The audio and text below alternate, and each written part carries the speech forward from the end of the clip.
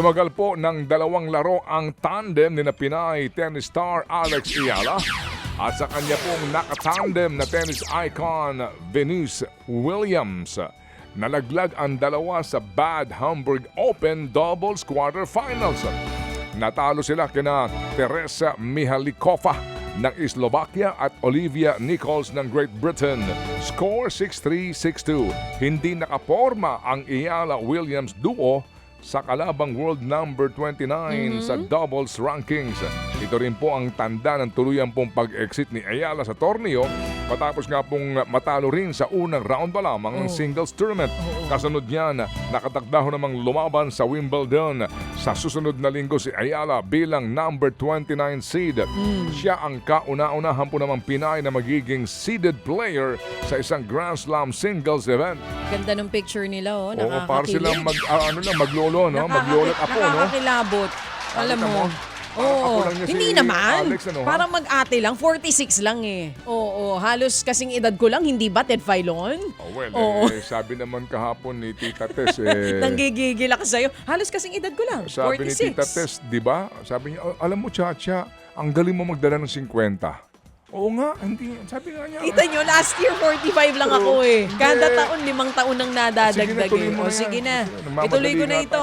Makakatanggap. Magpasalamat ka. Na umabot ako ng 50. Golden Girl. Eto na nga po mga kapatid, makakatanggap po ng $10,000 na cash grant ang mga makakapasok po sa Winter at Summer Olympics. Mula po ito sa International Olympic Committee. Ibig sabihin, makakakuha po ng higit 600,000 pesos ang bawat Pinoy na makakaabante sa Olympics. Magsisilbi daw itong pagkilala sa kahalagahan ng pagrepresenta sa ating bansa at sport sa Olympic Games. Aabot po sa $140 million o higit 8.5 million pesos ang pondo para dito sa kada Olympic cycle. Pasok rin dito ang mga atletang lumaban sa 2026 Winter Olympics nitong nakaraang Pebrero. Opo, ang tanong dyan sana nga po, no? Ay magkaroon pa rin po ng sponsors para po doon sa coverage nito. Alam nyo, sakripisyo yan, ha? Matindi po ang sipag dyan nila Ma'am Sienna Olaso para po sa coverage yan. At yan po, abono. Walang kita. Sana nga po magkaroon din po ng sponsors para po magkaroon tayo ng coverage dyan. And thank you po, ha? Sa MVP Sports Foundation po nakatuwang din sa ganito pong uri ng mga sakripisyo para i-promote po ang sports sa Pilipinas. Samantala, ibabalik po ng PBA ang group format sa paparating pong Governor's Cup. Sa ilalim niyan, magkakaroon po ng 2 grupong may tig-6 na koponan. Aabante po sa quarterfinals ang top 4 teams ng 2 grupo. Una itong ipinatupad noong 2024.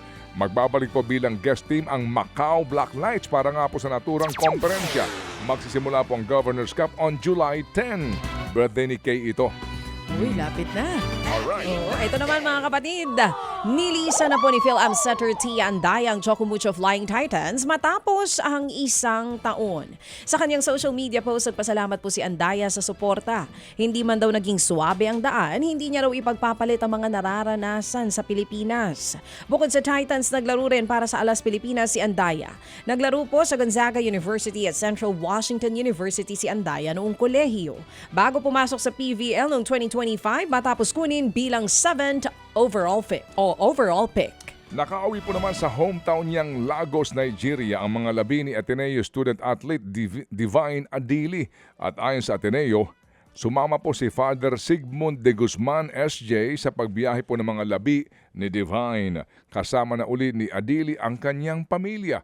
Nagpasalamat po naman ang Ateneo sa Nigerian Embassy sa Maynila para nga sa kanilang ibinigay pong suporta at tulong po para po sa repatriation ni Adili. Bago ito'y ibinurol sa Arlington Memorial Chapels ang naturang basketballista. Ito nga pong si Adili ay kasama ni Rene Baterbonia sa gitna po ng team building activity ng Ateneo sa Dipakulaw, Aurora noong pong Hunyo 8. Mga kapatid, patuloy po kayong tumutok sa 105.9 True FM para sa totoong balita, impormasyon, music and entertainment. Mag-subscribe sa aming YouTube channel at podcast at sundan nyo kami sa Facebook, Instagram, X at TikTok sa True Network PH. Bisitahin din po ang aming official website, truefm.ph. At Panoorin din kami sa True TV Signal, Channel 19. Kami po ang 105.9 True FM. Laging true sa'yo, kapatid.